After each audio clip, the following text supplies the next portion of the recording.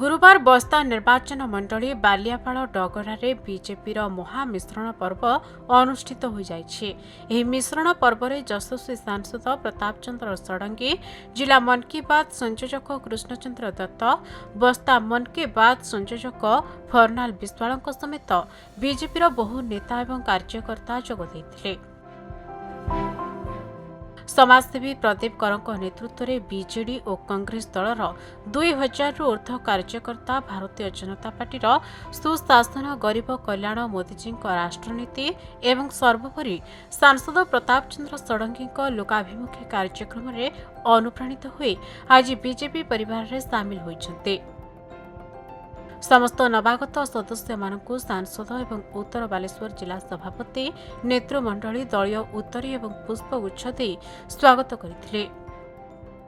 यशस्वी प्रधानमंत्री नरेंद्र मोदी एवं आमर पूर्वतन केंद्र मंत्री तथा आजिर सांसद बालेश्वर प्रताप चंद्र षडंगी तथा ए अंचल नेता, ए अंचल पुओ, ए अंचल भाई रवींद्रनाथ अंडिया तांकरी कथारे अनुप्राणित हेई मो बिजु जनता दल छाड़ी भारतीय जनता पार्टी रे सामिल होइछि। विधिवत भाव में मो नेतृत्व मोर आशा थिला जे मोर पाखापाखि 2000 लोक आसीबे।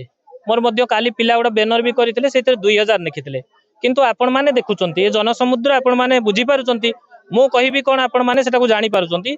प्राय 3 रु 4000 लोक आसिला भलिया मते लागुची। आज्ञा आज बाल्यापाल ब्लॉक रो दक्षिण बाल्यापाल जहा जोठी सचेतन नागरिक माने रुहंती, जोठी पान मीनर माटी, जोठी सरकार गठन करने सदाबले सुचिंतित मत प्रदान करती, से माटी रे आज भारतीय जनता पार्टी महामिश्रण है।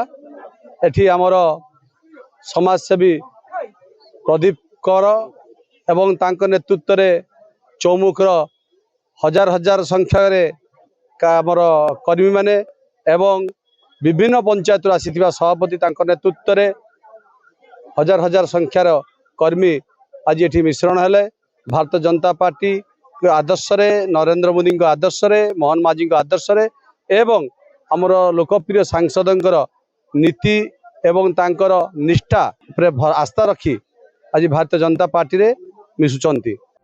जलेश्वर चिन्मय कुमार दास का रिपोर्ट, खबर ओडिशा।